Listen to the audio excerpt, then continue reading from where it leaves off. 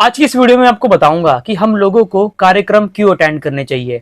आपको याद होगा रिसेंटली मैंने 2 वीडियोस डाली है जिसपे मैं एक इवेंट में गया था और वहां पर क्या हुआ था वो मैंने आपको बताया।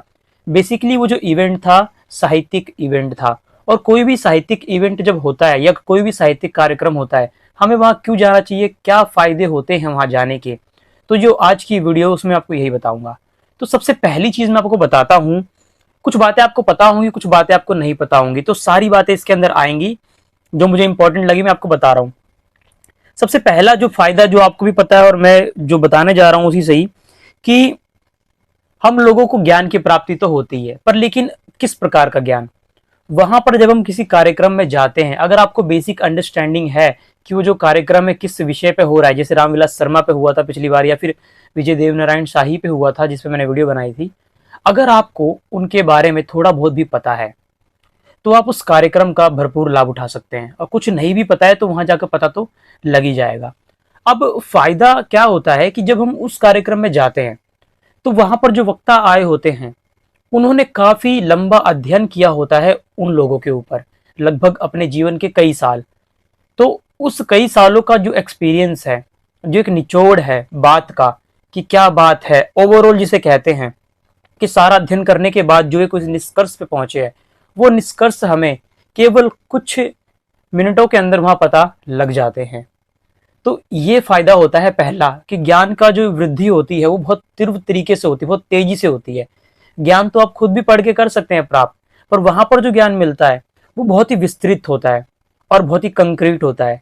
वो उस ज्ञान की तुलना आप अगर अपने जो आप प्राप्त कर रहे हैं ज्ञान उस ज्ञान से करेंगे तो वो कई ज्यादा है, क्योंकि उस ज्ञान को बनने में काफी समय लगा है जो व्यक्ति वहां पर आकर के बोल रहा है।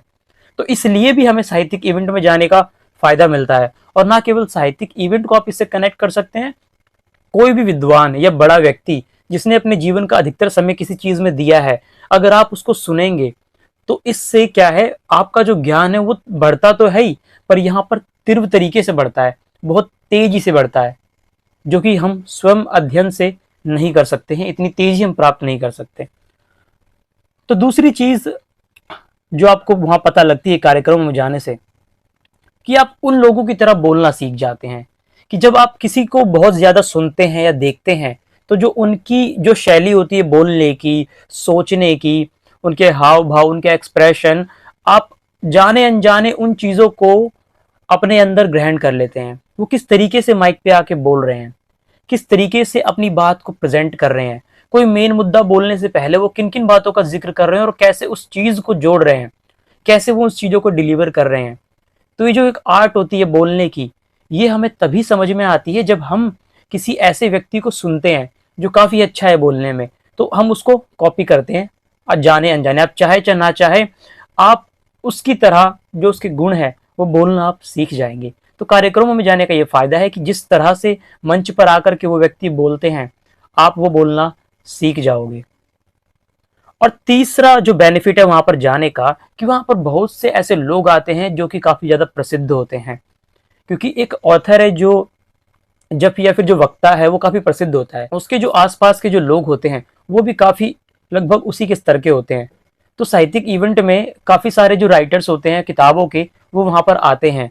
तो आप उनसे मिल सकते हैं, उनसे बात कर सकते हैं, और इससे क्या है, एक जान पहचान आपकी उनसे हो जाती है। अच्छे लोगों के संपर्क में आप लोग इस तरीके से आ जाते हैं। अच्छे की जगह अगर मैं विद्वान लोग कहूँ तो ज्यादा सही रहेगा, वो भी उन विषयों के विद्वान जिस विषय की आप पढ़ाई कर रहे हैं और उन पे वो काफी ज्यादा पहले से ही पढ़ चुके हैं।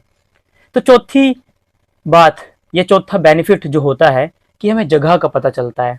जब हम घर से बाहर निकलते हैं किसी साहित्यिक इवेंट को वहाँ पर अटेंड करने के लिए, तो जब हम ट्रैवल करते हैं रास्ते में बहुत चीज़ें आते हैं, हम रास्ते में काफ़ी सारी चीज़ें देखते हैं, और इससे जो है हमारे जो मस्तिष्क है, जो पहले से ही पैटर्न बने होते हैं कि हम ये रोज काम कर रहे हो, तो उससे एक तो ब्रेक होता है, इसलिए हमें थोड़ा अच्छा लगता है।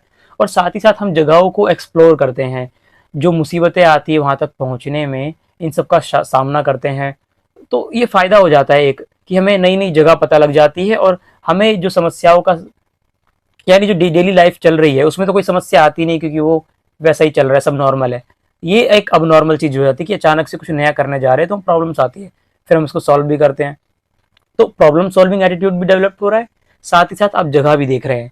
कल को आपको क्या है कि काफ़ी सारी जगहें, एक होता है कि आप घूम चुके हैं, एक्सप्लोर कर चुके हैं, तो ये चीज़ें हो जाती है। अब इसी के साथ हम एक दूसरी बात कर लेते हैं। रीजंस तो और भी बहुत सारे हो सकते हैं, पर मेरे हिसाब से 4 काफ़ी है, ज़्यादा इसको बढ़ाने की ज़रूरत नहीं है।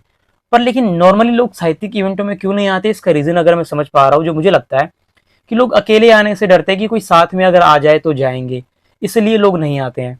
पर उन्हें सोचना चाहिए कि क्या कोई अगर साथ में नहीं मिल रहा है और फिर भी वो इन इवेंट को अगर अटेंड नहीं करेंगे किसी साथ की वजह से, कि कोई साथ नहीं मिल रहा, तो जो फायदा मैंने आपको गिनवाया, क्या इन फायदों को उस एक व्यक्ति के लिए जो आपके साथ नहीं आ रहा, या आपका कोई दोस्त या मित्र जो आपके साथ नहीं चल रहा, आप कुर्बान कर सकते हैं उन चीज़ों को, उन फायदे को, उन बेनिफिट्स को? अगर कर सकते हैं तो उस हिसाब से आप लोग निर्णय कर सकते हैं। मैंने जो देखा है नॉर्मली साहित्यिक इवेंटों में जितने ज़्यादातर लोग वहाँ पर जो आते हैं वो लगभग अकेले ही होते हैं। पर एक मज़े की बात ये होती है कि जब वो वहाँ पर पहुँचते हैं, क्योंकि एक ही तरह के लोग हर साहित्यिक इवेंट में आपको मिल जाते हैं, क्योंकि वो हर तरीके के साहित्यिक इवेंट करते हैं, तो आपकी उनसे जान पहचान बन जाती है। तो बेशक वो लोग आपके साथ ना आए इवेंट में, पर जब आप इवेंट में पहुंचते हो तो वहां पर आपकी कई सारे दोस्तों से जान पहचान हो जाती है, जो लोग हमेशा कार्यक्रम अटेंड करते हैं। तो इस तरीके का ये जो चीज़ है मुझे पता लगी, क्योंकि मैं जाता रहता हूँ, तो आप लोगों को बता रहा हूँ कि डरने की जरूरत नहीं कि अकेला जाना पड़ता है, आपके दोस्त बन जाएंगे, वो हर कार्यक्रमों में आते हैं, वो लोग लगभग सेम चेहरे आपको देखने को मिलेंगे। और भी कई कारण हो सकते हैं ना आने के, टाइम ना मिल पाना, या फिर अपने किसी काम में व्यस्त रहना, और भी तरह तरह की चीज़ें। पर हमें इन सब के बावजूद भी ये सोचना चाहिए कि एक्सप्लोर जिसे करना कहते हैं, अपने ये जो कंफर्ट जोन है, इस बार कंफर्ट जोन मान लो, इससे बाहर निकलना, एक्सप्लोर करना, इसी को कहते हैं कि जो आप नॉर्मली चीज़ें कर रहे हैं उससे अलग कुछ हटके कभी कभार आपको ट्राई करना चाहिए। आप हर कार्यक्रम में ना जा पाए, पर आपको ये कोशिश करनी चाहिए कि कम से कम हफ्ते में एक बार, नहीं तो 2 हफ्ते में एक बार, जैसे भी आपको सुटेबल लगे, इस जो कंफर्ट जोन है इसको ब्रेक करना चाहिए, इसको तोड़ना चाहिए। इससे क्या है कि जो चीज़ें आप हमेशा से करते आ रहे हैं उसको करने का एक नया पर्सपेक्टिव, एक नई दृष्टि आपको मिल जाती है, कि उस काम को जो आप कर रहे हैं ना पहले से, उसको आप और भी बेहतर तरीके से कर पाते हैं जब आप इस कंफर्ट जोन से बाहर निकलते हैं, एक्सप्लोर करते हैं। तो एक एक्सप्लोर करने का ये अच्छा तरीका है, और ये कोई बाहरी या फिर कोई वैसी चीज़ नहीं है फालतू की, ये उल्टा उन चीज़ों को बढ़ाती है जो हम हमेशा से करना चाह रहे हैं। पर ये बातें मैं क्यों बता पा रहा हूँ, क्योंकि ये चीज़ें मेरे साथ हुई है, इसलिए मैं बता रहा हूँ, एक्सपीरियंस करी हुई है, कोई कहीं से पढ़ के नहीं बता रहा, मैं अपने अनुभव आपके लोगों के साथ शेयर कर रहा हूँ। और जब आप लोग इसे करके देखेंगे तो आपका जो एक्सपीरियंस है लगभग सेम ही होगा, और हो सकता है आपको कुछ और नई चीज़ें पता लग जाएं, तो आप और भी लोगों को वो चीज़ें बताएंगे। तो कुल मिलाकर के अब इस वीडियो को यहीं पर ही मैं ख़त्म करता हूँ, और अगर कोई इवेंट दोबारा होगा उसकी जो सूचना है आपको कम्युनिटी पोस्ट पे मिल जाएगी, तो आप वहाँ से जा सकते हैं इवेंट में। वरना जो मैं वीडियोस बनाता हूँ उसे देख करके भी आप पता लगा सकते हैं कि उन लोगों ने वहाँ पर किन बातों की चर्चा करी। तो इससे ज्ञान का जो वृद्धि है वो तो हो ही जाएगा, बाकी चीज़ें बेशक रह जाए पर ये तो हो जाएगा। पर बेस्ट तो यही रहेगा कि कार्यक्रम को अटेंड किया जाए। तो अब अगर वीडियो आपको अच्छी लगी तो इसे लाइक कर दो, चैनल पे नए हो तो सब्सक्राइब कर लो, इसी तरीके की बेहतरीन वीडियोस अब तक पहुंचती रहेगी। और नीचे कमेंट में जैसा भी सुझाव, जैसी भी वीडियो लगी हो नीचे बता सकते हो आप। मैं मिलता हूँ नेक्स्ट वीडियो में, तब तक के लिए अलविदा।